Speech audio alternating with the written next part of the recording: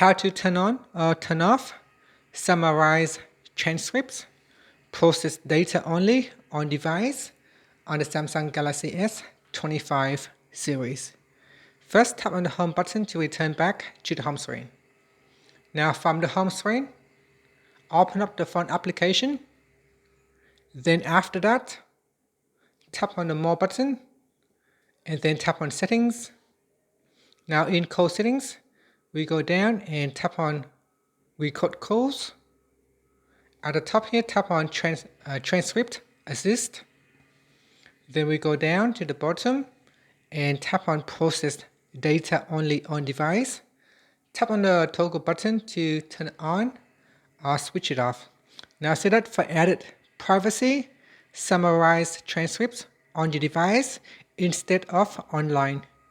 And that's it. After that, you can tap on the back key or tap on the home button to return back to the home screen. Thank you for watching this video. Please like and subscribe to my channel for more videos.